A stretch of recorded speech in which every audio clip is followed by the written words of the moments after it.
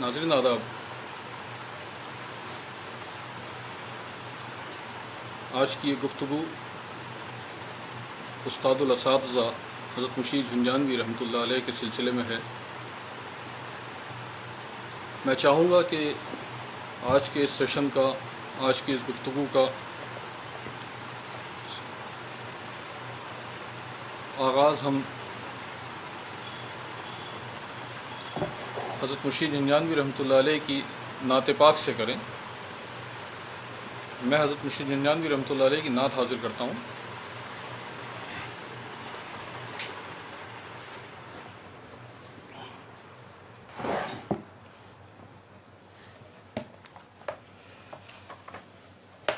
مطلب ہے کہ کعبے کے تقدس پہ کبھی حرف نہ آئے،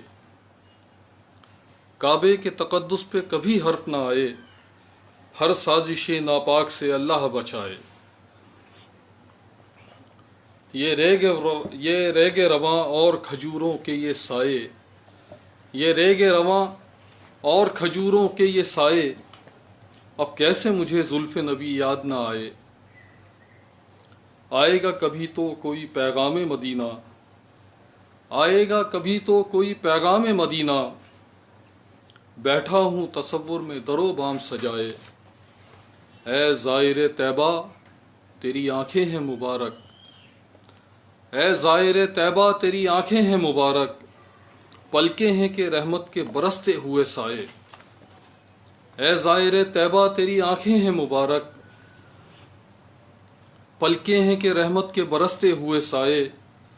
میں بھی ہوں مشیر ایک ثنا خان محمد، میں بھی ہوں مشیر ایک ثنا خان محمد، دلی سے مدینہ مجھے اے کاش بلائے، دلی سے مدینہ کبھی اے کاش بلائے۔ بہت شکریہ۔ حضرت مشیر جھنجھانوی رحمۃ اللہ علیہ کے سلسلے میں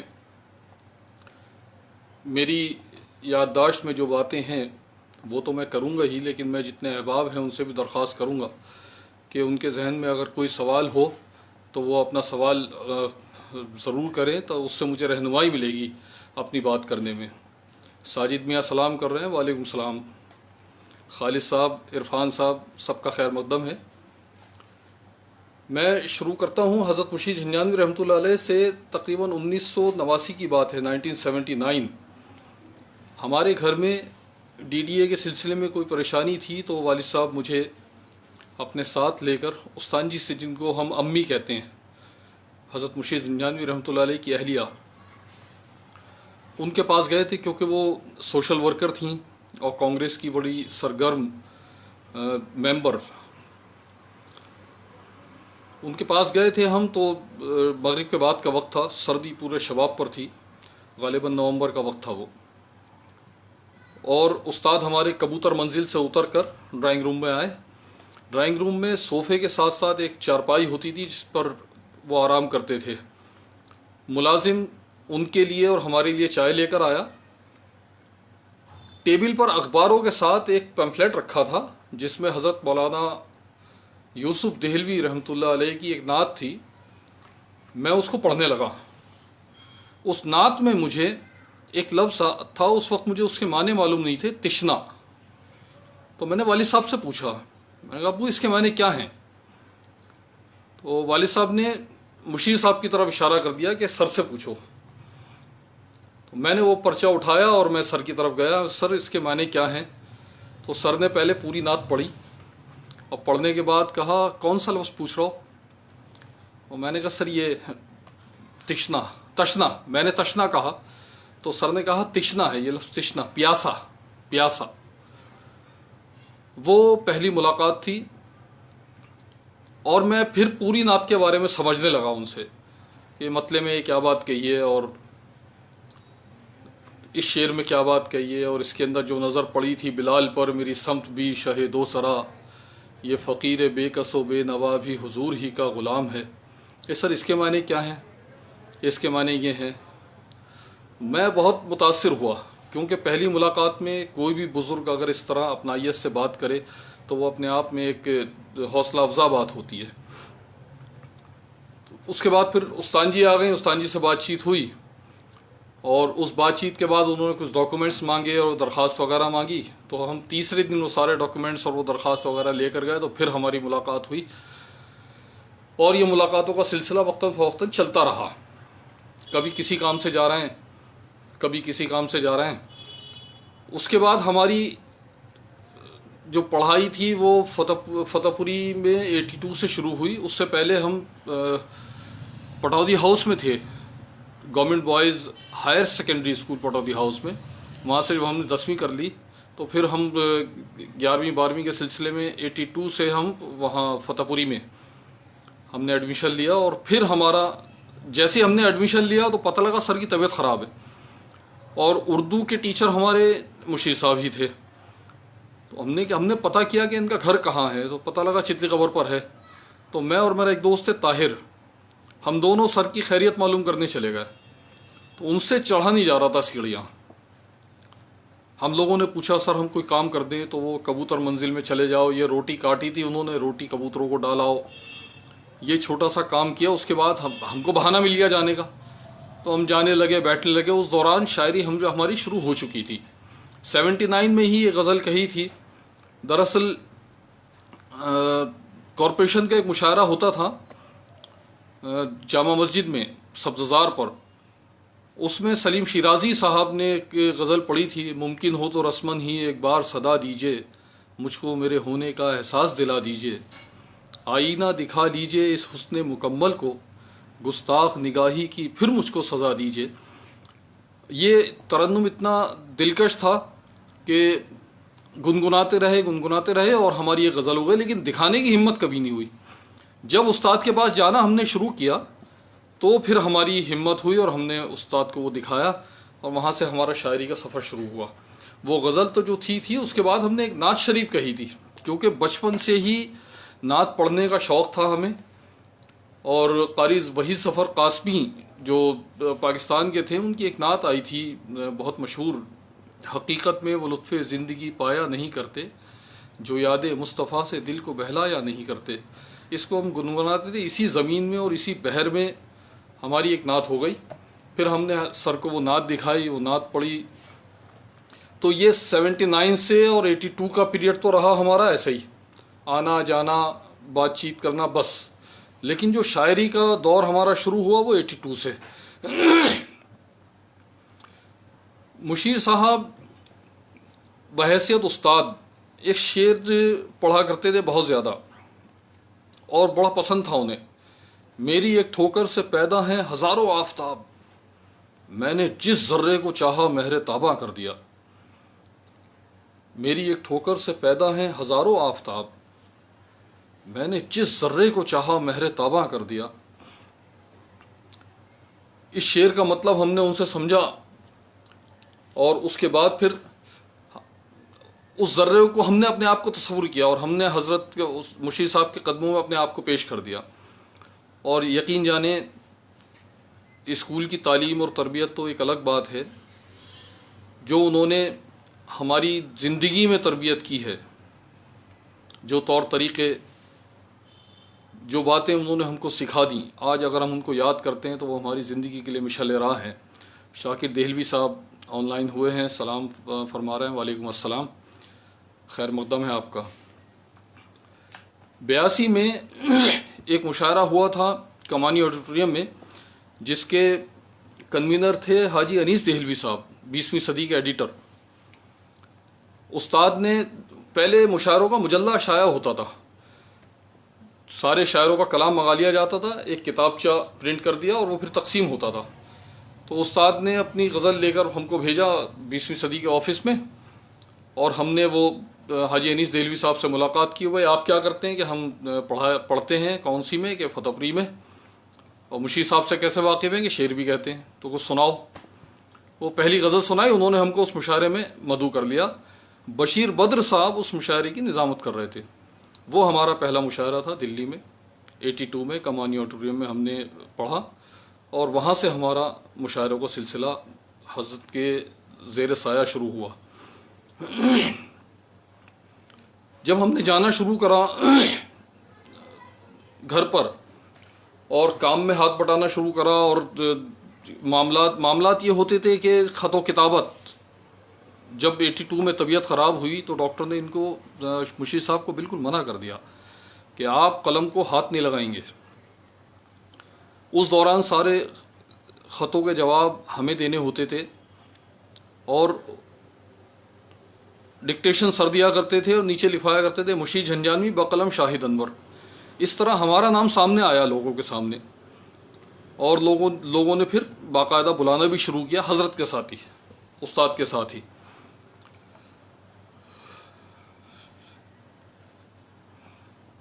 وہ واقعہ بھی بڑا عجیب سا واقعہ ہے. جب 82 میں طبیعت خراب ہوئی تھی استاد کی، تو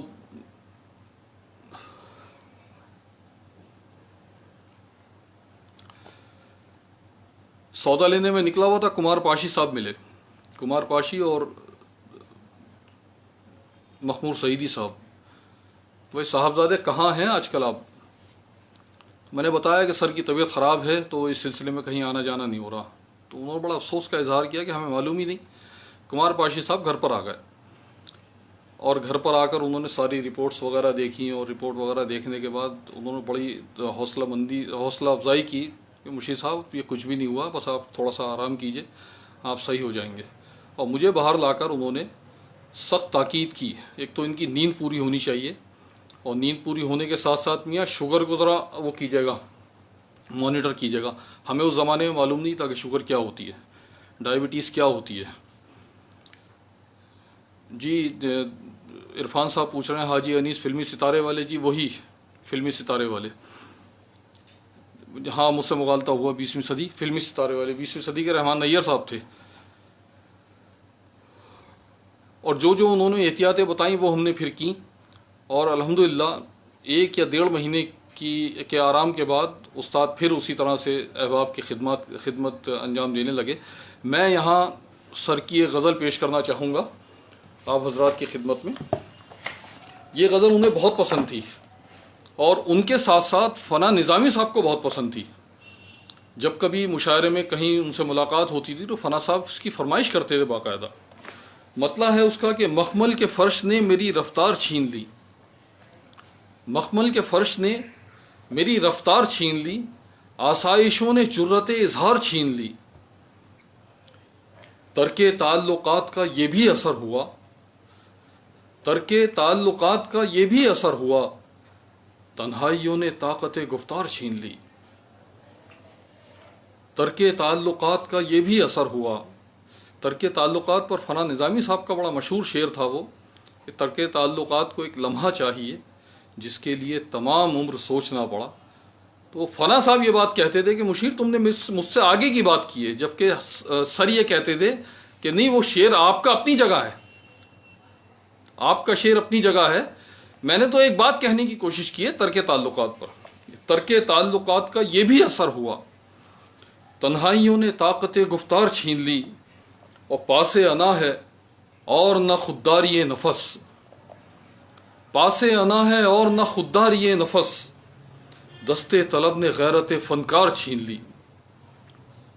پاس انا ہے اور نہ خودداری نفس، دستے طلب نے غیرت فنکار چھین لی. پگڑی سنبھالنے کا زمانہ تھا میر تک. وہ ایک شعر تھا میر کا کہ اپنی پگڑی سنبھالیے گا میر، اور بستی نہیں یہ دلی ہے. اپنی پگڑی سنبھالیے گا میر، اور بستی نہیں یہ دلی ہے. اس سے استفادہ کیا استاد نے کہ پگڑی سنبھالنے کا زمانہ تھا میر تک، اس دور نے ہر ایک کی دستار چھین لی. پیش حریف میں بھی سپر بن گیا مشیر، پیش حریف میں بھی سپر بن گیا مشیر، جب دوستوں نے ہاتھ سے تلوار چھین لی، جب دوستوں نے ہاتھ سے تلوار چھین لی. بہت ساری یادیں ہیں مشاعروں کی ہماری اور عام زندگی کی. ایک دلی کے ایک شاعر تھے اور آج بھی حیات ہیں. وہ استاد کے پاس تشریف لائے، میں نام لینا مناسب نہیں سمجھتا، اور انہوں نے کہا کہ استاد ٹی بی ہو گئی ہے، 151 روپے ہفتے کی دوائی آتی ہے، مگر ذریعہ معاش کوئی نہیں ہے، مجھے آپ کوئی کسی مشاعرے میں ریکمنڈ کر دیں. یہ بات چیت چلی رہی تھی کہ میرٹھ سے نوچندی والے آئے انہوں نے کہا مشیر صاحب کچھ لوگوں کی ضرورت ہے، کچھ شعراء کی ضرورت ہے، شام کو مشاعرہ ہے، آپ تھوڑی سی رہنمائی کیجئے اور تھوڑی مدد کیجئے ہماری۔ استاد نے فوراً سب سے پہلے تو ان کا نام دیا، یہ بہت عمدہ پڑھتے ہیں اور بڑے اچھے شاعر ہیں، اور محض اتفاق ہے، آپ کی خوش نصیبی ہے کہ یہاں تشریف فرما ہے۔ اور مجھے دوڑایا مسعودہ حیات صاحبہ کے یہاں، زبیر رضوی صاحب کے یہاں، اور آس پاس سے اور شعراء کو جمع کر کے 2 ٹیکسی کی اور نوچندی کے مشاعرے میں۔ وہاں شمیم جے پوری حفیظ میرٹھی صاحب سے پہلی مرتبہ ہماری ملاقات ہوئی اس مشاعرے میں، اور بڑا کامیاب مشاعرہ۔ نوچندی کا مشاعرہ واقعی یادگار مشاعرہ ہوتا ہے۔ وہ صاحب بھی بہت کامیاب رہے مشاعرے میں۔ جب پیمنٹ کا وقت آیا، ہماری فیس 200 روپے تھی، استاد کی فیس 1200 روپے اور ان صاحب کے 800 روپے۔ استاد نے وہاں لفافے ایکسچینج کرا دیے، 800 والا لفافہ خود لے لیا اور 1200 والا لفافہ ان کو دلا دیا، اور مشاعرے کے منتظمین کو منع کر دیا کہ ان کی نالج میں ان کو مت بتائیے گا یہ بات۔ تو اس طرح سے ہم نے کئی مرتبہ مدد کرتے ہوئے دیکھا، اور کچھ مرتبہ تو ایسا بھی ہوا کہ پان کھانے کا شوق تھا، وہ 2 روپے کے پان آتے تھے 25 اس وقت۔ کچھ پیسے رکھے ہوئے، کسی نے سوال کیا، پرس میں دیکھا، بیگ میں دیکھا، کچھ نہیں ملا، تو وہ جو پان کے لیے پیسے رکھے تھے 2-4 روپے 5 روپے وہی دے دیے، اور جتنے پان موجود ہیں آدھا پان کھاتے تو پاؤ کر دیا۔ لیکن چونکہ ہم بہت قریب تھے اس لیے ان چیزوں کو محسوس کرتے تھے، کبھی منہ سے نہیں کہا، مدد اس طرح کرتے تھے خاموشی کے ساتھ۔ اس طرح کے بہت سارے واقعات ہیں۔ شملہ کا مشاعرہ بڑا کامیاب، بڑا یادگار مشاعرہ تھا۔ 25 ستمبر 1984 شملہ گورنمنٹ اس زمانے میں ویلکم ونٹر مشاعرہ کیا کرتے تھے۔ بہت شکریہ عرفان صاحب، حوصلہ افزائی آپ کی، جزاک اللہ۔ وہاں اس مشاعرے میں جب ہم گئے تو سارا بامبے کا گروپ تھا، اور ان لوگوں نے ساغر اعظمی صاحب کی جو زمین تھی اس زمانے کی بڑی مشہور غزل، شیشے کے ہیں دروازے پتھر کے مکانوں میں، کشمیر کی وادی میں بے پردہ جو نکلے ہو، کیا آگ لگاؤ گے برفیلی چٹانوں میں، یہ زمین دی تھی غزل کہنے کے لیے، کیا آگ لگاؤ گے برفیلی چٹانوں میں۔ دہلی سے ہم 4 لوگ تھے، جونیئر میں طلبہ میں طالب علم کی حیثیت سے میں، استاد نور جہاں سرور صاحبہ اور ڈاکٹر کامل قریشی۔ یہ سفر بڑے کامیاب سفر رہے، ہمیں بہت کچھ سیکھنے کو ملا، اور اساتذہ کی خدمت کرنے کا بڑا موقع ملا ان سب معاملات میں، ان سب سفروں کے دوران۔ جتنا بامبے کا گروپ تھا سب نظم والے تھے، کسی نے بھی غزل نہیں گئی، صرف 4 غزلیں وہاں آئیں۔ 3 غزلیں نور جہاں سرور صاحبہ، استاد نے، کامل قریش صاحب نے اور خاکسار نے، باقی سب نے تحت میں پڑھا۔ سلمان سعید صاحب سلام کر رہے ہیں، وعلیکم السلام، خیر مقدم ہے بیٹے آپ کا۔ اس مشاعرے میں ہمیں جہاں ٹھہرایا گیا وہاں عجیب سا واقعہ ہوا، بندروں نے حملہ کر دیا۔ جس طرح سے ان دونوں حضرات نے اپنی سوجھ بوجھ سے، یعنی حوصلہ نہیں کھویا، پتہ ہے لگا کہ پہاڑی علاقوں میں جس وقت یہ بندر حملہ کر دیں تو سنبھالنا بھاری ہو جاتا ہے۔ بہت ہنسی والی بات ہے، اور دونوں حضرات اب اس دنیا میں تشریف نہیں رکھتے ہیں، تو میرے لیے یہ بات مناسب نہیں رہے گی کہ میں اس واقعے کو وہ کروں۔ ایک بات میں یہ کہنا چاہوں گا کہ استاد کے لیے ایک غلط فہمی بہت زیادہ عام ہے، بہت افسوس کے ساتھ کہنا پڑتا ہے کہ وہ شعر کہہ کر شاگردوں کو دیا کرتے تھے، ایسا نہیں ہے۔ استاد نے جو تربیت کی ہے شاگردوں کی، شاید ہی اس زمانے میں کوئی کرتا ہو یا آج بھی کرتا ہو۔ شعر کہنے کا معاملہ یہ ہوا کرتا تھا کہ کسی نے جن کا استاد سے تعلق نہیں ہوتا تھا،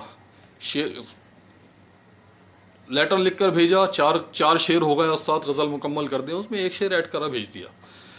ہماری تربیت اس لیے ہوئی کہ جس وقت ہم استاد سے وابستہ ہوئے، اس زمانے میں جب طبیعت خراب تھی، جو میں نے ہارٹ اٹیک کا ذکر کیا، اس زمانے میں سارا جتنا بھی ہمارا مطلب کرسپونڈنس ہم کیا کرتے تھے تو استاد کو پڑھ کے سنایا. اب جیسے ہی انہوں نے کہا استاد 4 شعر ہو گئے تو لو وہی لو اب لو چلو شعر کہو. تو اس طرح ہماری تربیت ہوئی اس زمانے میں. شعر کہنے کی سپیڈ وہاں سے بڑھی. رضیہ حیدر خان صاحبہ تشریف لے آئی ہیں, سلام کر رہی ہیں. وعلیکم السلام, خیر مقدم ہے آپ کا. بہت شکریہ بیٹا سلمان. لیکن جو استاد سے وابستہ تھے, جو استاد کے شاگردوں کے نام پر جانے جاتے تھے, میرے چھوٹے بھائی ہیں جاوید مشیری ہیں, میرے بڑے بھائی تمنا جمالی صاحب ہیں, میرا تعلق ہے, اور کئی لوگ ہیں جو کہلاتے تھے کہ مشیر صاحب کے شاگرد ہیں, ان کو کبھی استاد نے اس طرح سے نہیں کہ غزل کہی اور دے دیا.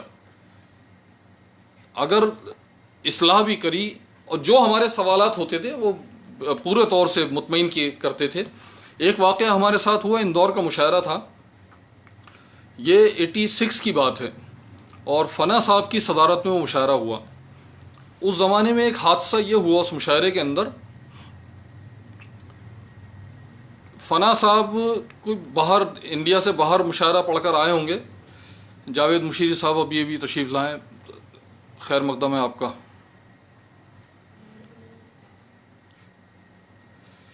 عرفان صاحب کہہ رہے ہیں کہ مشیر صاحب کے دیگر شاگردوں کے متعلق کچھ روشنی ڈالیں. میں بتاتا ہوں ابھی.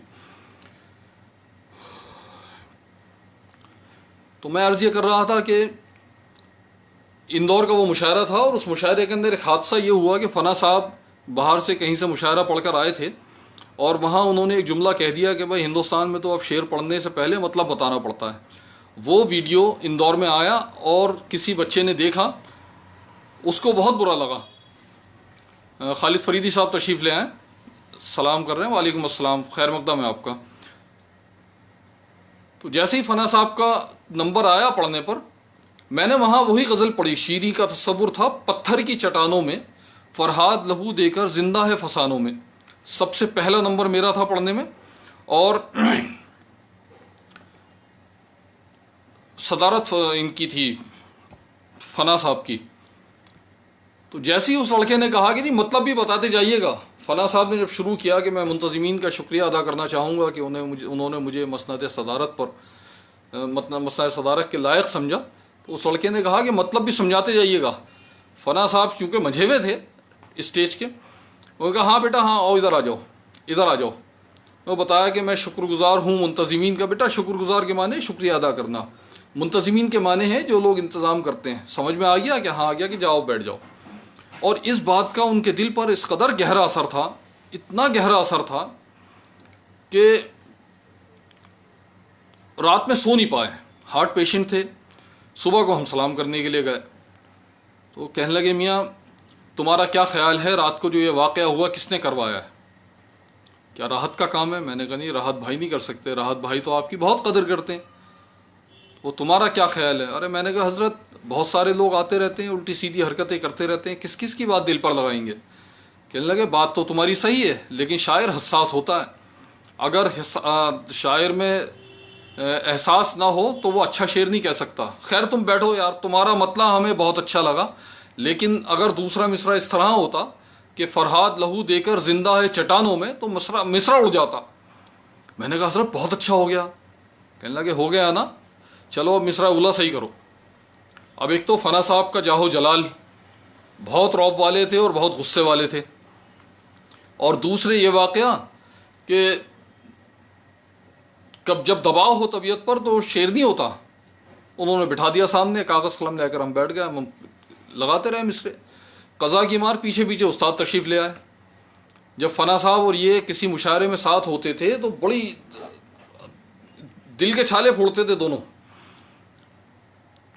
کہنے لگے میں مشیر, میں نے ان سے صاحبزادے سے یہ بات کہی ہے کہ اگر دوسرا مصرع اس طرح ہو کہ فرہاد لہو دے کر زندہ ہے چٹانوں میں, تو یہ مصرع اڑ جائے گا. استاد نے بھی کہا کہ فنا صاحب بہت اچھا ہو گیا. یہاں میں نے ان سے کہا ہے مصرع اولا صحیح کریں. بہت سارے مصرے لگائے, خود ہی مطمئن نہیں تھے تو استاد کو کیا دکھاتے. اچانک استاد کا ایک مقطع یاد آیا, کیوں نہ ہو ناز مجھے تیشہ نوازی پہ مشیر, کوہ ساروں نے میرے فن کی صدائیں دی ہیں. اور جیسے ہی یہ کوہساروں نے میرے فن کی صدائیں دی ہیں، اور تیشے کا لفظ ملا اور مصرع ہو گیا۔ شیریں کا تصور تھا تیشے کی اڑانوں میں، فرہاد لہو دے کر زندہ ہے چٹانوں میں۔ ہم نے مصرع لکھا اور ہم نے استاد کی طرف بڑھایا، تو فنا صاحب نے ہاتھ سے پرچہ لے لیا، ایک بار پڑھا، 2 بار پڑھا، 3 بار پڑھا، پڑھنے کے بعد استاد کے حوالے کیا۔ استاد نے پڑھا، استاد نے کہا فنا صاحب اچھا ہو گیا۔ کہنے لگے بھائی ہمیں یہ بات اس کی بہت اچھی لگی کہ اس نے خود مصرع لگایا، اور اب میں تم سے مشیر ایک بات یہ کہتا ہوں، ایک بات میں آپ یہ کہتا ہوں کہ اصلاح کا الف ہٹا دو، اب اس کو صلاح دیا کرو۔ اس بچے کے لیے میں تم سے یہ بات کہتا ہوں کہ اصلاح کا الف ہٹا دو، اس کو صلاح دیا کرو۔ اب یہ بات جب فنا صاحب کے منہ سے سنی تو ہمارا حوصلہ بڑھا بات کرنے کے لیے، اور اس کے بعد پھر ہم استاد سے اگر کوئی لفظ تبدیل ہوتا تھا یا کوئی خیال تبدیل ہوتا تھا یا استاد اس کو وہ کرنے کے لیے کہتے تھے، چینج کرنے کے لیے، تو ہم ان سے پھر بیٹھ کر بات کیا کرتے تھے، پوچھا کرتے تھے اور وہ بتایا کرتے تھے۔ اسی طرح ہماری تربیت ہوئی۔ اچھا، مذاق، بہت شائستہ مذاق فرمایا کرتے تھے استاد۔ اسی مشاعرے سے ہم لوگ واپس آ رہے تھے، بھوپال کا اسٹیشن تھا اور 2 میاں بیوی میں لڑائی ہو رہی بہت زبردست۔ کیب بھوپالی صاحب ہمارے ساتھ تھے، تو استاد نے کہا کیب صاحب ایک مسئلہ ہو گیا۔ کیب صاحب نے کہا جی ہاں ہاں ہاں ہاں مشیر بتائیے بتائیے۔ دیتی ہیں شوہروں کو برابر سے گالیاں، ہوتی ہیں بہت تیز یہ بھوپال والیاں۔ ایک قہقہا اڑ گیا جتنے آس پاس کے لوگ بیٹھے تھے، اور فنا صاحب نے کیف صاحب نے بھی بڑا مسکرا کر زیر لب داد دی استاد کو۔ اور اس طرح کے واقعات بہت سارے ہیں۔ میں ایک غزل اور آپ کی خدمت میں پیش کرنا چاہوں گا استاد کی۔ یہ غزل احباب نے اس زمانے میں بہت پسند کی تھی۔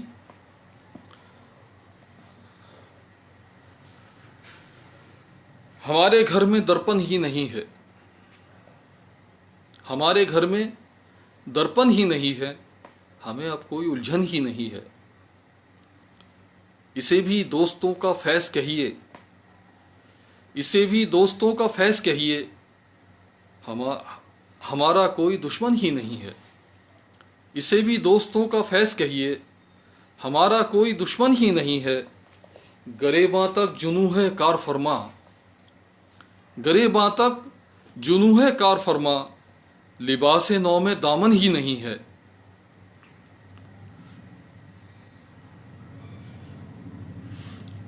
کتابوں میں کھلونے دب گئے ہیں، کتابوں میں کھلونے دب گئے ہیں، کسی کے گھر میں بچپن ہی نہیں ہے۔ یہ کس زمانے میں شعر کہہ دیا استاد نے، اور آج اگر ہم اپنے بچوں کو دیکھتے ہیں تو یہ بات صادق آتی ہے سامنے۔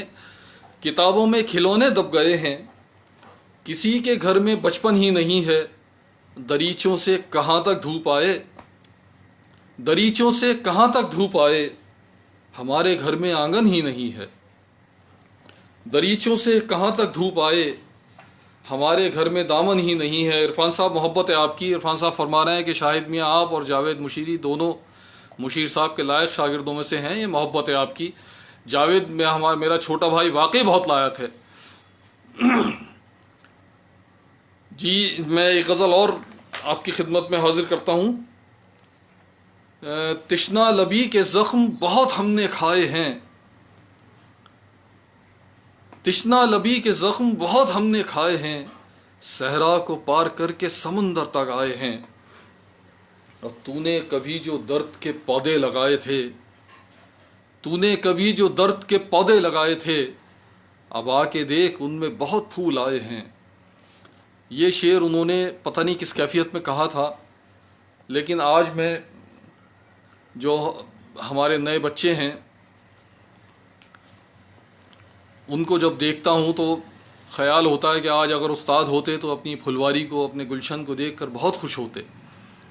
جیسے جیسے شعر کہہ رہے ہیں شاہ رخ خبیر میاں، علی ساجد میاں، عمران راہی اور ہمارے اقبال مسعودی ہنر وغیرہ وغیرہ، بہت سارے ان کے شاگرد۔ ہاں، طارق میاں، طارق عثمانی، وہ تو پڑپوتے ہیں، وہ اپنے آپ کو پڑپوتا کہتے ہیں۔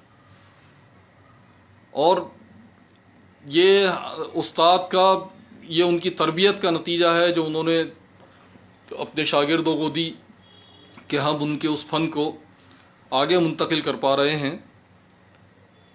تو نے کبھی جو درد کے پودے لگائے تھے، اب آ کے دیکھ ان میں بہت پھول آئے ہیں۔ تو رحمت تمام ہے یہ مانتا ہوں میں، تو رحمت تمام ہے یہ مانتا ہوں میں، پھر کس کے واسطے یہ جہنم بنائے ہیں۔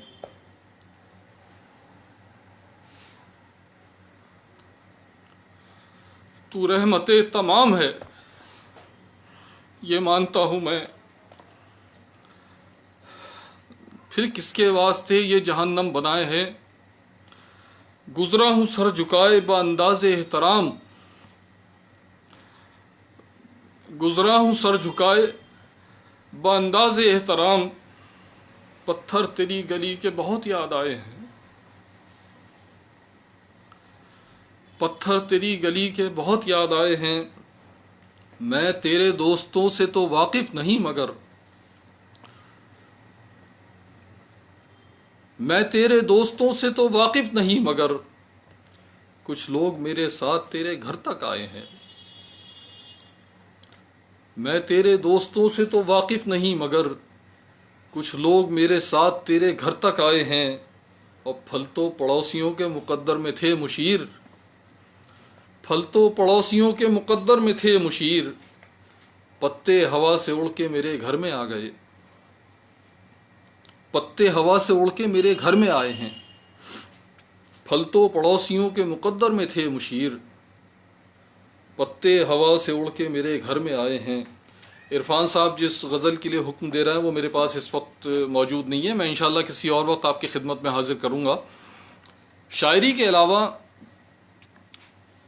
استاد کبوتروں کی نسل محفوظ کرنے کے معاملے میں بڑی مہارت رکھتے تھے، اور ہم نے یہ دیکھا ہے کہ جرمن سے ایک شخص آیا ان کے پاس، 4 کبوتر لے کر آیا تھا، اور جو تبادلہ خیال اس نے کرا، وہ کچھ شعر ہے نا بڑا مشہور، سر پھول وہ چڑھا جو چمن سے نکل گیا، عزت ملی اسے جو وطن سے نکل گیا۔ اہل وطن اس وقت تک ہنر کو تسلیم نہیں کرتے جب تک سرحد پار سے اس کی پذیرائی نہ آئے۔ وہ جرمن جب آیا تو اس نے کہا کہ میں نے آپ کا کانٹیکٹ بڑی مشکل سے نکالا ہے، اور مجھے پتہ یہ لگا ہے کہ آپ کبوتروں کی نسل محفوظ رکھنے میں اور ان کے عیب ختم کرنے میں بڑی مہارت رکھتے ہیں۔ You are one of the expert in this to save the pigeon, کچھ اس نے ٹیکنیکل ورڈ استعمال کیا تھا۔ تو استاد نے اس سے یہ کہا کہ میں دیکھ کے بتا سکتا ہوں، ویسے کبوتر ہم نے پہلے نہیں دیکھے۔ تو جب کبوتر دیکھے تو استاد نے اس طرح سے اس کو ان کے چہرے کو دیکھا اور دیکھ کے کہا کہ جو کبوتر آپ میرے پاس لے کر آئے ہیں ان میں بہت تیزی ہے، ان کو آپ سست کبوتری کے ساتھ اگر ملائیں گے تو بچے صحیح پیدا ہوں گے۔ اب یہ بات ہمارے لیے بڑی نئی تھی، ہم نے اس سے پہلے نہیں سنی تھی۔ استاد کے جو کبوتروں کے ساتھی تھے وہ تھے طاہر صاحب، مولانا احمد سعید کے نواسے۔ ایک حافظ جی تھے، منڈی کے پاس رہا کرتے تھے، سبزی منڈی دریا گنج کے پاس۔ ایک محبوب صاحب تھے، یہ 4-5 حضرات آتے تھے اور وہ کبوتروں کے سلسلے میں جو باتیں کرتے تھے، وہ کیونکہ ہمارا شوق نہیں تھا اس لیے ہمیں معلوم نہیں، لیکن اگر وہ چیزیں، وہ کتابیں، وہ گفتگو اگر محفوظ ہو اور اس کو قلم بند کیا جائے تو یقیناً ایک بہترین کتاب مرتب ہوگی کبوتروں پر۔ اتنی چاہت تھی کہ گھٹنوں سے بیٹھا نہیں جاتا تھا۔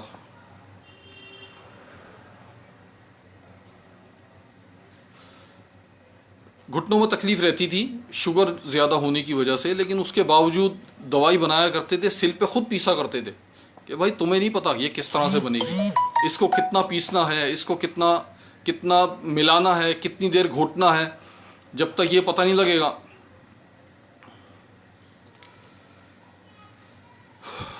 ساجد میاں ایک غزل کے لیے فرما رہے ہیں، زندگی نے پھول کہہ کے سنگ برسائے بہت، میں دیکھتا ہوں اگر مجھے ملی تو میں بھی حاضر کرتا ہوں۔ زخم در پردہ ہمارے جسم پر آئے بہت، زندگی نے پھول کہہ کے سنگ برسائے بہت،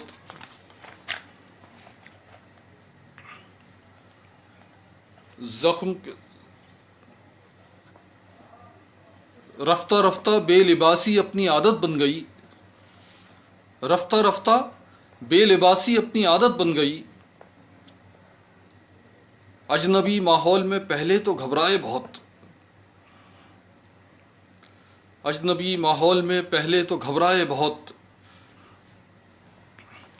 میں دیکھتا ہوں 1 منٹ کا وقت دے مجھ کو۔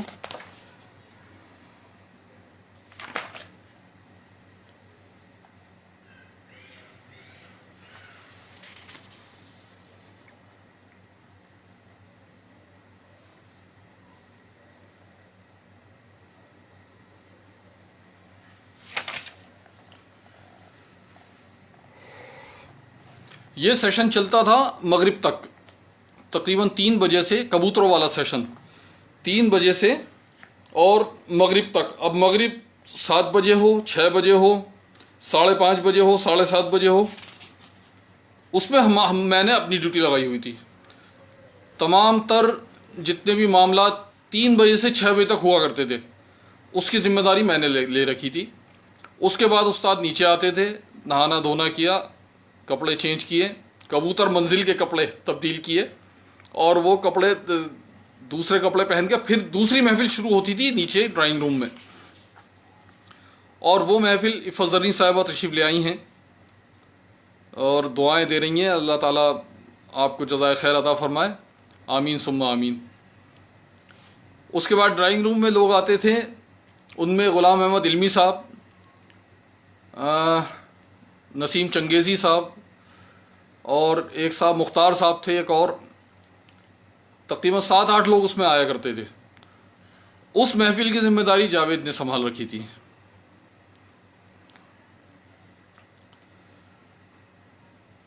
جاوید نے بھی بہت خدمت کی ہے، میرا بہت اچھا چھوٹا بھائی ہے۔ اپنی مصروفیات کے سبب ہم بھی دور رہے، یہ بھی دور رہے۔ اب پچھلے 2 سال سے انس فیضی صاحب کا شکر گزار ہوں کہ انہوں نے ایک سلسلہ شروع کیا ہے یہ شاعری ہے کے حوالے سے، تو ہم سب ایک دوسرے کے ٹچ میں رہتے ہیں، ایک دوسرے کی خیریت لیتے رہتے ہیں، اور میں دعا گو ہوں کہ اللہ تعالیٰ اس سلسلے کو اور آگے بڑھائے۔ وسیم جھنجانوی صاحب تشریف لے آئے، سلام کر رہے ہیں۔ وعلیکم السلام۔ کبوتروں میں شاہجہاں پور کے کبوتر انہیں بہت پسند تھے۔ اس زمانے میں 3000 روپے کے کبوتر لانا بہت بڑی بات تھی۔ 3000 روپے کے کبوتر لے کر آئے، اچھی خاصی تعداد، اور جیسے ہی وہ یہاں پر لائے، کبوتروں میں کوئی بیماری پھیلی ہوئی تھی اس وقت، پوٹے پر دانہ نکلتا تھا، چوچ سے پانی آیا، کبوتر مر گیا۔ وہ جھٹکا اتنا شدید انہوں نے لیا کہ بستر پکڑ لیا۔ اب 60 کی عمر کے آس پاس اگر کوئی بیماری ایسی پال لی جائے، کوئی بیماری ایسی لگ جائے کہ جس کی وجہ سے، صابر امام صاحب تشریف لائے ہیں، سلام کر رہے ہیں۔ وعلیکم السلام، خیر مقدم ہے بھائی۔ میں نے ان سے کہا، میں نے کہا سر آپ کیا اپنی طبیعت پہ لے کے بیٹھ گئے؟ کہنے لگے بھائی ایسے کبوتر لے کر آیا تھا کہ وہ کبوتر یہاں ڈھونڈے سے نہیں ملیں گے، تمہیں شوق نہیں ہے اس لیے تمہیں اندازہ نہیں ہے۔ شاہجہاں پور میں ایک صاحب کے پاس کبوتر تھے، تو وہاں کے زمیندار نے ان کی بیٹی سے اپنے بیٹے کا رشتہ بھیجا، اور جب وہ شادی ہو گئی اور بدا ہو گئی تو انہوں نے جہیز میں دیکھا تو کچھ بھی نہیں، کچھ بھی نہیں سے مراد کبوتر نہیں۔ جب کبوتر نہیں تھے تو انہوں نے کہا بھئی یہ کیا ہے، ہم نے تو کبوتروں کی وجہ سے شادی کی۔ انہوں نے کہا ایسی کوئی بات نہیں تھی، کبوتر دینے کی کوئی بات نہیں تھی، میں کبوتر نہیں دے سکتا۔ انہوں نے کہا نہیں، کبوتر تو آپ کو دینے پڑیں گے، جب رشتہ داری ہو گئی ہے تو یہ تو معاملہ آپ کو کرنا پڑے گا۔ تو انہوں نے 2 جوڑے کبوتروں کے ذبح کیے، اور ذبح کر کے اس میں رکھے پنجرے کے اندر، اور پنجرے میں رکھنے کے بعد اس کو اس سے غلاف سے ڈھکا اور بھیج دیے۔ جب انہوں نے وہاں کھولا تو سوال کیا کہ یہ کیا ہے، آپ نے ذبح کر کے کیوں بھیجا؟ انہوں نے کہا کبوتر دینے کا وعدہ ہوا تھا، زندہ دینے کا وعدہ ہوا تھا یا مردہ یہ نہیں پتا۔ انہوں نے یہ بات بتائی کہ کبوتر جو ہیں وہ بہت حساس موضوع ہے، اور جن لوگوں کو اس کی اہمیت پتہ ہے وہی جانتے ہیں. اس لیے انہوں نے اپنی طبیعت خراب ہونے کی کا جسٹیفیکیشن پیش کیا. تو میں نے ان سے یہ کہا، میں نے کہا سر 3,000 روپے آپ کے ہاتھ کا میل ہے، آپ دوبارہ لے آئیں گے اور یہ بھی مل جائیں گے، اللہ تعالیٰ اور آسان بنا دے گا. اور اللہ نے پتہ نہیں کیا قبولیت کا وقت تھا، کیا ہوا، بجنور کا مشاعرہ تھا قاضی پاڑے میں، اور قاضی صاحب کے یہاں ہی ہم لوگ ٹھہرے. اس دن ہوا یہ کہ مشاعرہ جس دن ہونا تھا اس دن ٹرانسفارمر پہ بجلی گر گئی اور سارے شہر کی لائٹ چلی گئی. اب بڑے پریشان کہ مشاعرہ کیسے ہو. شمیم جے پوری صاحب، ہلال سیواری صاحب، بشیر بدر صاحب، ماجد دیوبندی صاحب، نواز دیوبندی صاحب، تقریباً کوئی 35 شاعر تھے. اب سب کو ٹھہرانے کا انتظام، بڑی پریشانی ہوئی. تو انہوں نے تمام بزرگ شعراء کو جمع کیا، شمیم جے پوری صاحب کو، ہلال سیواری صاحب کو، استاد کو. انہوں نے کہا بھائی استاد یہ بتائیے، ہم تو آپ سے پوچھیں گے کہ کیا کرنا ہے. اب مشاعرے کی پرمیشن بھی موجود ہے، ہمارے پاس فنڈ بھی موجود ہے، لیکن یہ ایک ایمرجنسی آ گئی ہے، کیا کیا جائے. تو استاد نے کہا بھائی جو جانا چاہتا ہے آپ اس کو جانے کی اجازت دے دیں، تاکہ وہ اپنے، کیونکہ آدمی پروگرام بنایا ہوا ہوتا ہے، اگر کوئی ٹھہر سکے تو اس کو نذرانے میں تھوڑا سا بڑھا کر دے دیں. یہ بات قبول کر لی گئی. جانے کو کوئی بھی تیار نہیں تھا، سارے کے سارے رک گئے. تو ہمارے رہنے کا انتظام جہاں تھا، اس کے قریبی استاد کے ایک دوست تھے قاضی صاحب، وہ اسی وقت بہت ضعیف تھے بیچارے. استاد نے کہا بھائی ہم اگر آپ کو اعتراض نہ ہو تو ان کے یہاں ٹھہر جائیں. تو قاضی صاحب آئے ہوئے بھی تھے لینے کے لیے، تو ہم لوگ انہیں کے چلے گئے. یہ سمجھ لیں 5 یا 6 جوڑی کبوتر وہاں سے ہم لے کر آئے، اور اتنے خوبصورت کبوتر تھے. تو استاد نے یہاں دلی پہنچ کر مجھ سے کہا، بہت کم معاملات ایسے ہیں کہ انہوں نے کھل کر کمنٹ کیے ہوں، لیکن اس پر انہوں نے اس وقت کہا کہ بھائی اللہ، اس وقت قبولیت کی گھڑی تھی، اللہ نے تمہاری بات قبول کر لی. جو کبوتر میں شاہجہاں پور سے لایا تھا یہ بالکل بعینی ہی وہی کبوتر ہیں، اسی طرح کے کبوتر ہیں. اور پھر وہ معاملات الحمدللہ. عمران راہی نے جوائن کیا ہے، سلام کر رہے ہیں. وعلیکم السلام، خیر مقدم ہے میاں آپ کا. تو حضرات یہ چھوٹی تھوڑی بہت یادیں ہیں. اگر آپ حضرات کا کوئی سوال ہے تو فرمائیں، میں یاد کرنے کی کوشش کروں گا. انس فیضی صاحب کا بہت شکر گزار ہوں کہ انہوں نے مجھے ان یادوں کو آپ سے شیئر کرنے کے لیے چنا.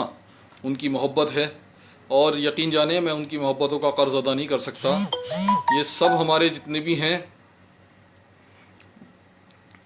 اس قدر محبت کرتے ہیں کہ ڈر لگتا ہے کہ ہم اس کا بدل نہ دے سکیں شاید. چلتے چلتے میں 2 غزلیں اور آپ کی خدمت میں حاضر کر دوں. یہ غزل ہمارے کورس میں تھی جب ہم فتح پوری میں پڑھتے تھے، 11ویں کلاس کے کورس میں تھی. یہ جان پر بنتی رہی لیکن وفا کرتے رہے، جان پر بنتی رہی لیکن وفا کرتے رہے، زندگی بھر زندگی کا قرض ادا کرتے رہے. ایک حلقہ ہر برس بڑھتا گیا زنجیر کا، ایک حلقہ ہر برس بڑھتا گیا زنجیر کا، اور ہم آزاد ہونے کی دعا کرتے رہے. ایک حلقہ ہر برس بڑھتا گیا زنجیر کا، اور ہم آزاد ہونے کی دعا کرتے رہے. حوصلہ مندوں نے بڑھ کر چھین لی تیغ ستم، حوصلہ مندوں نے بڑھ کر چھین لی تیغ ستم، پست ہمت سر جھکائے التجا کرتے رہے، پست ہمت سر جھکائے التجا کرتے رہے. روزن زندہ سے دنیا کے مناظر دیکھ کر، روزن زندہ سے دنیا کے مناظر دیکھ کر، اپنی تنہائی پہ ہم شکر خدا کرتے رہے. اس سے بڑھ کر اور کیا حسن یقین ہوگا مشیر، اس سے بڑھ کر اور کیا حسن یقین ہوگا مشیر. اس کی رحمت کے سہارے ہم خطا کرتے رہے، اس کی رحمت کے سہارے ہم خطا کرتے رہے. اور یہ آخری غزل پیش کر کے اجازت چاہوں گا، کافی وقت آپ حضرت کا لے لیا میں نے. مطلب ہے کہ ایک پرسش حالات نے رخ موڑ دیا ہے، ایک پرسش حالات نے رخ موڑ دیا ہے، ٹوٹی ہوئی زنجیر کو پھر جوڑ دیا ہے. ایک پرسش حالات نے رخ موڑ دیا ہے، ٹوٹی ہوئی زنجیر کو پھر جوڑ دیا ہے. تہذیب ہمالیہ کے وہ گرتے ہوئے پتھر، تہذیب ہمالیہ کے وہ گرتے ہوئے پتھر، صدیوں کی روایات نے دم توڑ دیا ہے. تہذیب ہمالیہ کے وہ گرتے ہوئے پتھر، صدیوں کی روایات نے دم توڑ دیا ہے۔ میں ایسی صراحی کا بدن جوڑ رہا ہوں، میں ایسی صراحی کا بدن جوڑ رہا ہوں، ایک قیمتی پتھر نے جسے توڑ دیا ہے۔ میں ایسی صراحی کا بدن جوڑ رہا ہوں، ایک قیمتی پتھر نے جسے توڑ دیا ہے۔ اور ہر شخص مشیر آئے یہاں شوق سے آئے، ہر شخص مشیر آئے یہاں شوق سے آئے، ہم نے در میخانہ کھلا چھوڑ دیا ہے۔ ہر شخص مشیر آئے یہاں شوق سے آئے، ہم نے در میخانہ کھلا چھوڑ دیا ہے۔ انس صاحب، میں نے ابھی کہا کہ بڑی محبتوں سے نوازتے ہیں۔ انس صاحب فرما رہے ہیں کہ کچھ اور یادوں پر روشنی ڈالیں۔ مجھے فی الوقت جو یاد آ رہا تھا میں نے حاضر کر دیا۔ اگر آپ حضرات کے کچھ سوال ہیں تو فرمائیں، میں حاضر کروں گا انشاءاللہ۔ میں کوشش کروں گا کہ مجھے وہ یاد آئیں تو میں آپ کو کچھ بتا سکوں۔ وسیم صاحب فرما رہے ہیں، وسیم صاحب نے داد کے طور پر لکھا ہے، میں بہت شکر گزار ہوں وسیم صاحب، بہت بہت شکریہ۔ عمران راہی بھی داد دے رہے ہیں، بہت شکریہ۔ آپ کے دادا استاد کا کلام ہے بھائی، آپ کا حق بھی ہے۔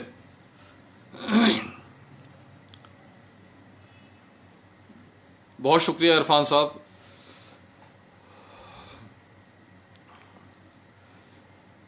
ایک اور خاص بات تھی جس لہج پر، ہاں یہ بہت اچھا سوال کیا آپ نے انس صاحب، کھانے میں کیا پسند تھا؟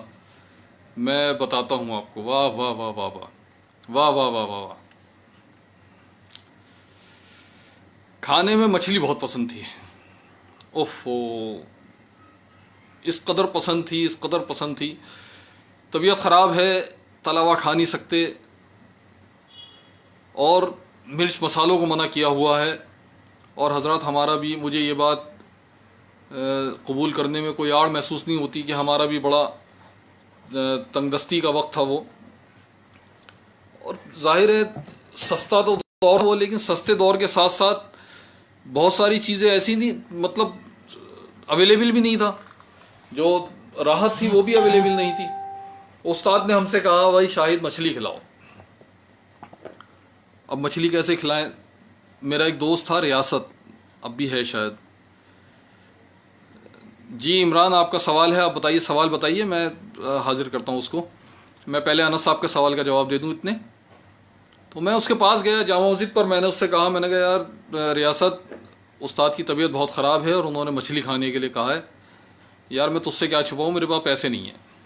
تو اس نے کہا کتنے پیسے ہیں؟ اقبال مسعودی ہنر تشریف لائیں، آداب کر رہے ہیں، جیتے رہیے، بہت شکریہ۔ میں نے کہا یار 2 روپے ہیں صرف۔ تو کہنے لگے مجھے کتنے دے گا؟ میں نے کہا 1 روپیہ۔ تو انہوں نے 1 روپیہ مجھ سے لیا اور ایک تقریباً 2-2.5 کلو کی مچھلی، سمندری سنگاڑا، مجھ کو دے دیا۔ انہوں نے کہا سامنے پیپل کے پاس، باجی میں بہت کنٹرول کیا ہوا ہوں، آپ ایسی باتیں نہ کریں۔ عفت باجی کہہ رہی ہیں آنکھیں نم ہو گئیں۔ اس مچھلی کو عفت باجی کو بھی کھلایا تھا میں نے۔ تو انہوں نے مجھے بتلایا کہ جامع مسجد پر وہ پیپل کا پیڑ جو ہے اس کے نیچے کچھ صاحب بیٹھے ہوئے ہیں، میرا نام لینا، مچھلی بنوا لینا ان سے۔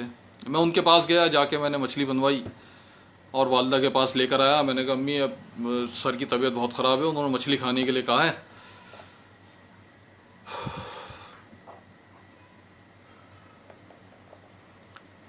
مچھلی کھانے کے لیے کہا ذرا جلدی سے پکا دیں۔ والدہ نے وہ دہی وغیرہ جو چیزیں تھیں وہ منگوائی، وہ دوسرے 1 روپے کے اندر ہم نے مہیا کرائیں اور مچھلی پکوا کے لے کر گئے۔ خوب سیر ہو کر استاد نے کھائی، اور کھا کے جو جملہ ان کا آیا اس نے ہمارے ہوش اڑا دیے۔ انہوں نے کہا تھا تو سمندری سنگاڑا لیکن پکا ہوا مزے کا ہے۔ میں نے کہا سر آپ کو کیسے پتا یہ سمندری سنگاڑا ہے؟ استاد کہنے لگے بس یہی تو ہم نے سیکھا ہے۔ علی ساجد پوچھ رہے ہیں کہ کبوتر بازی کے علاوہ استاد کو کیا کیا شوق تھے؟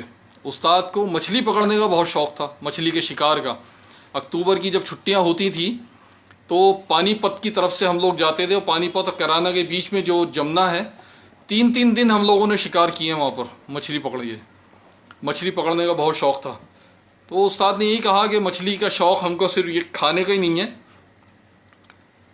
پکا کے لے آؤ، میں تمہیں بتا دوں گا کون سی مچھلی ہے۔ عرفان الہی زبیری صاحب فرما رہے ہیں کہ عمران میاں کا سوال ہے کہ آپ اپنے نام کے ساتھ مشیری کیوں نہیں لگاتے. یہ بہت اچھا سوال ہے. یہ بھی تمنا جمالی صاحب تشریف لائے تھے استاد کے پاس، اور وہ دلی میں کوئی مشاعرہ تھا ایوان غالب میں، اس مشاعرے میں آئے تھے تو سلام کرنے استاد کو آئے. طبیعت خراب بھی تھی تو عیادت کے لیے بھی آئے. تو میں نے استاد سے پوچھا، سر یہ تمنا صاحب آپ کے شاگرد ہیں، سب کو معلوم ہے، لیکن یہ آپ کے یہ جمالی کیوں لگاتے ہیں نام کے آگے؟ کیا آپ کے شاگرد جمالی لگاتے ہیں؟ انہوں نے کہا نہیں، میرے شاگرد تو مشیری لگاتے ہیں، یہ جمالی پتہ نہیں کیوں لگاتے ہیں، مجھے نہیں معلوم. تو میں نے پوچھا کہ میں بھی مشیری لگا سکتا ہوں؟ کہ ہاں لگا سکتے ہو. تو میں نے وہاں شاہد انور مشیری شروع کیا، کارڈ بھی چھپوائے، اور اسی نام سے مجھے بہت دن تک میں نے مشاعرے پڑھے. ماجد دیوبندی صاحب تو آج بھی مجھے مشیری صاحب کہتے ہیں، کیونکہ یہ نظامت بہت کیا کرتے تھے اس زمانے میں. عمران صدیقی عمران راہی صاحب کہہ رہے ہیں، بھائی میں یہ جاننا چاہتا ہوں کہ آپ جاوید مشیری سر کی طرح اپنے نام کے ساتھ مشیری کیوں نہیں لگاتے؟ اسی کا جواب دے رہا ہوں. شاہد انور مشیری کے نام سے یہ بات میں نہیں کہنا چاہتا باجی. شاہد انور مشیری ہمارا نام مشہور ہوا اس زمانے میں.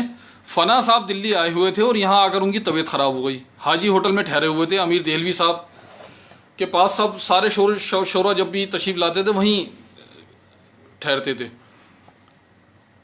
وہاں سے ان کا فون آیا امیر دہلوی صاحب کا کہ بھائی وہ فنا صاحب بات کرنا چاہتے ہیں. تو سر نے بات کری تو کہنے لگے، بھائی مشیر میری طبیعت بہت خراب ہے، اس سے پہلے کہ میری خبر جائے میری خبر لے لو. استاد نے ہمیں دوڑایا کہ بھائی دیکھو جا کر کیا ہوا. ہم گئے وہاں تو دیکھا فنا صاحب جو ہیں وہ پسینوں پسینہ، سردی کا ٹائم اور پسینوں پسینوں ہیں. میں کہا حضرت کیا ہوا؟ کہنے لگے بھائی ہم دل کے مریض ہیں، اور جب ہم کانپور سے باہر جاتے ہیں تو بیت لے کر نہیں چلتے، ہم ہاتھ میں بیگ لے کر چلتے ہیں، لیکن اب اس قدر کمزوری ہے کہ ہمیں بیت کی ضرورت محسوس ہو رہی ہے. میں نے کہا حضرت آپ اگر برا نہ مانے تو میں ایک گزارش کروں؟ بولے ہاں کہو.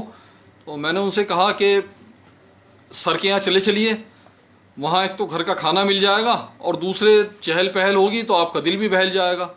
کہنے لگے پہلے مشیر سے پوچھ لو. میں نے کہا نہیں، میں عرض کر رہا ہوں آپ چلیے، بس آپ کو ایک زینہ اترنا پڑے گا، ایک چڑھنا پڑے گا.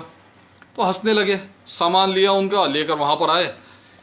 تو خدمت جو ہم سے ہو سکتی تھی ہم نے کی. فنا صاحب الحمدللہ ڈاکٹر آفاق کی دکان ہے وہاں سر کے گھر کے قریب، مشیر صاحب کے گھر کے قریب، وہاں پر ایک ڈاکٹر نثار ہوا کرتے تھے. اللہ نے بڑی شفا دی تھی ان کے ہاتھ میں. ان کے بیٹے ہیں عمران، وہ بھی ڈاکٹر ہیں اور وہ بھی بالکل اسی طرح سے اپنے والد کے نقش قدم پر ہیں. تو ان کو بلایا گیا، انہوں نے ان کا سارا جتنا بھی معاملہ تھا وہ پوچھا، ان کی طبیعت کے بارے میں معلوم کیا، اور طبیعت کے بارے میں معلوم کر کے ان کو دوائی دی. پہلی خوراک سے فائدہ ہو گیا. پہلی خوراک سے جب فائدہ ہوا تو فنا صاحب نے استاد سے کہا بھائی اس بچے نے میری بڑی خدمت کی ہے. استاد نے کہا اس نے فنا صاحب میری بھی بہت خدمت کی ہے، بھائی پورا نام کیا ہے تمہارا؟ میں نے کہا جی شاہد انور مشیری. کہنے لگا وہ یہی گڑبڑ کر دی تم نے. میں نے کہا کیا مطلب؟ کہنے لگا تم اس کے مشیر کے نام سے مشہور ہونا چاہتے ہو؟ بہت ڈانٹ کر. جتنے کارڈ ہماری جیب میں تھے ہم نے انہی کے سامنے پھاڑ دیے، اور تب سے ہم شاہد انور ہیں. ہم نے اس لیے مشیری ہٹا دیا، لیکن تکلیف بہت تھی. اور خوشی ہے کہ جاوید نے اس کو اپنایا، اور جاوید الحمدللہ اس نام سے جانے جاتے ہیں.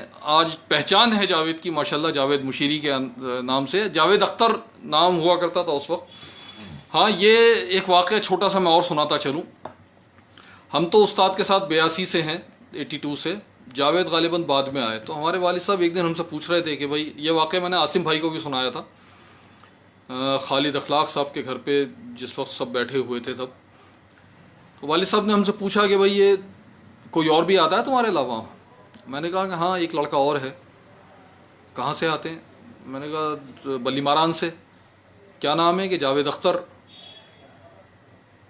تو کہنے لگے شعر کہتے ہیں؟ میں نے شعر بھی کہتا، پڑھتا ہی بہت اچھا ہے، ترنم بہت اچھا ہے.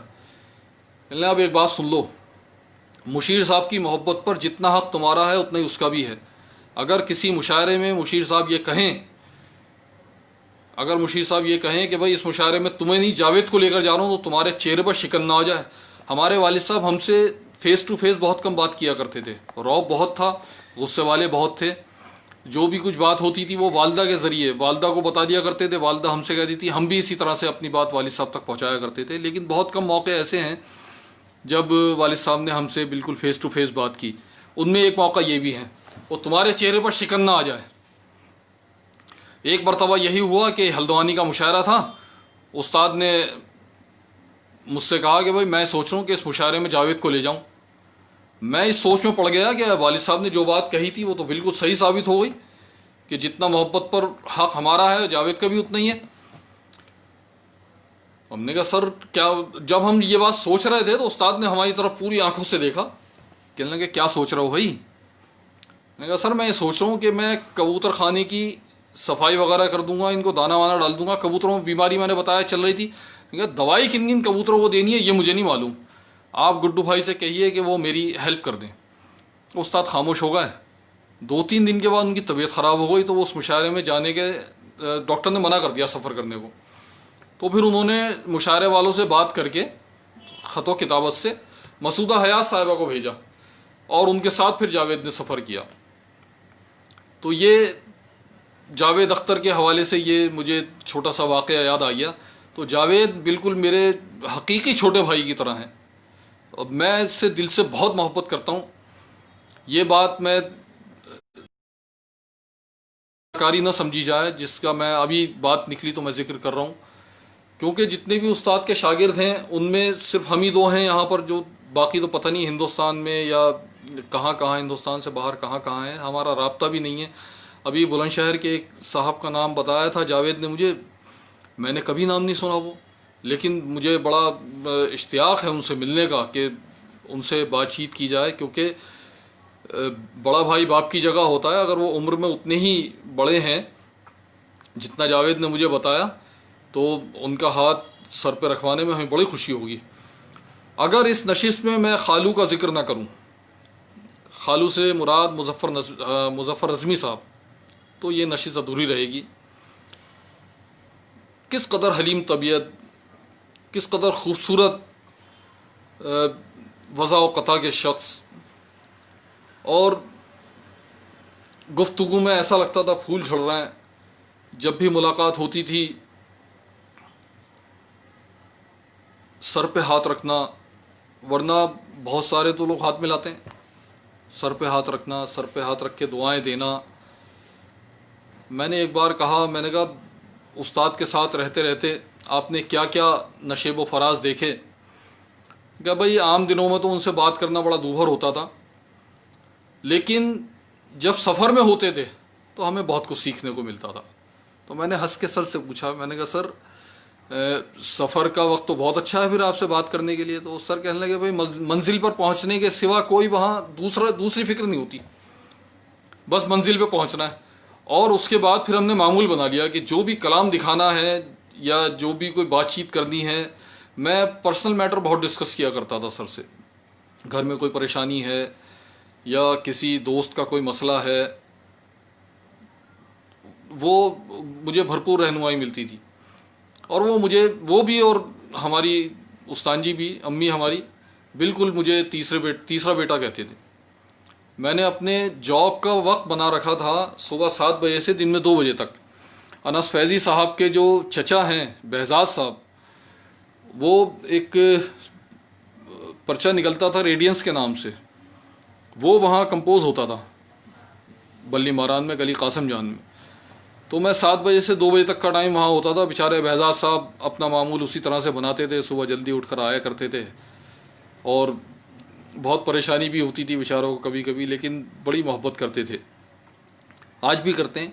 ابھی شادی میں ملاقات ہوئی، انس صاحب کی چچا بہن کی شادی تھی ابھی، اس میں ملاقات ہوئی، پہچان گئے. جبکہ اس وقت کی شکل میں اور اب میں بڑا زمین آسمان کا فرق ہے.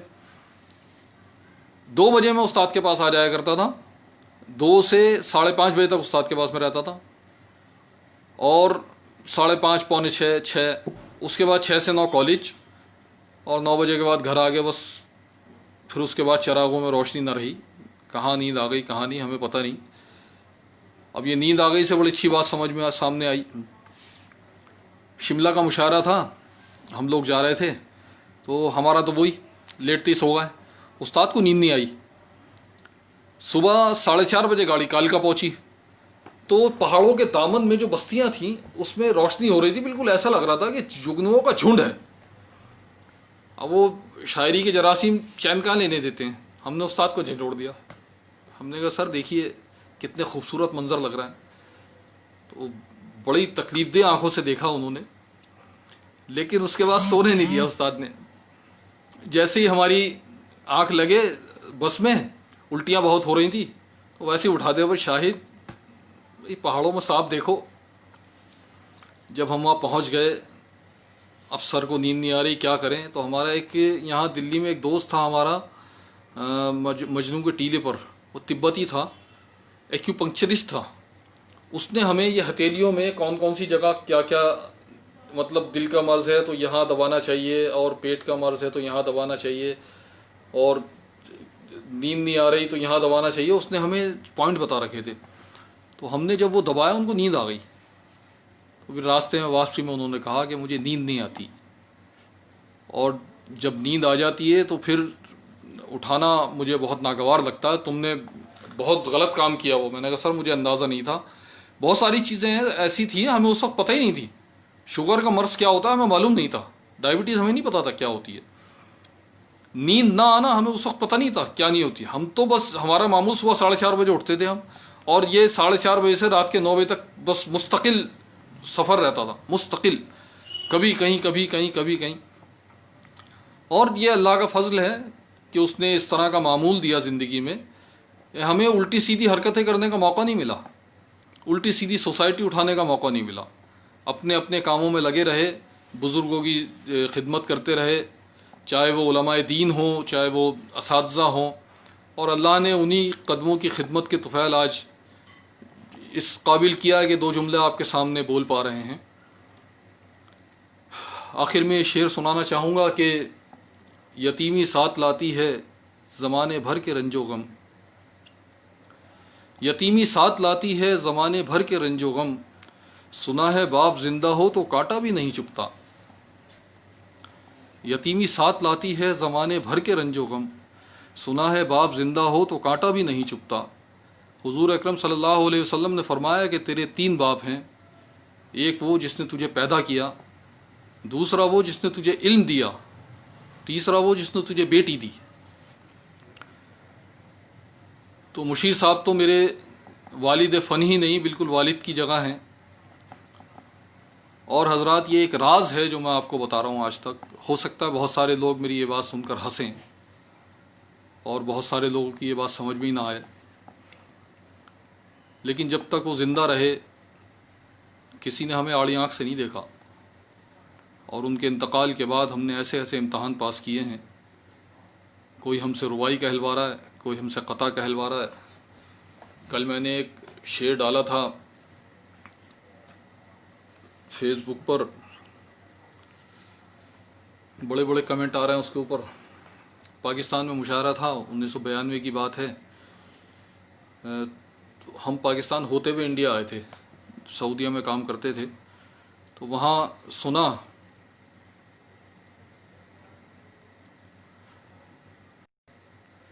جی بہتر ہے انس صاحب. وہ ایک مشہور غزل تھی میری اس زمانے کی، کہ ہمارے صحن کے ٹکڑے ہوئے جن کے اشاروں پر، اور وہ کراچی میں ہوئی تھی. ہمارے صحن کے ٹکڑے ہوئے جن کے اشاروں پر، چنا ہے سنگ مرمر ہم نے ہی ان کے مزاروں پر. دعائیں مانگ کے پچھتائے ہم تو 4 بوندوں کی، گھٹائیں اس طرح برسیں غضب ٹوٹا ہزاروں پر. ہمارے عہد کی شدت نے پیمانے بدل ڈالے، ہمارے عہد کی شدت نے پیمانے بدل ڈالے، کہ پھولوں سے گزر کر بجلیاں گرتی ہیں خاروں پر. سنجیدہ غزل چل رہی تھی، پیچھے سے مصرع دے دیا، پڑھو اشعار قبرستان میں جا کر مزاروں پر. اب وہ ٹھٹا اڑ گیا، ناظم کو دے دیا، اور ناظم بھی ایسے بے وقوف آدمی کہ انہوں نے مائک پہ اعلان کر دیا کہ وہ فلاں صاحب یہ مصرع دے رہے ہیں، اور شاہد صاحب سے گزارش ہے کہ اس پہ مصرع لگائیں.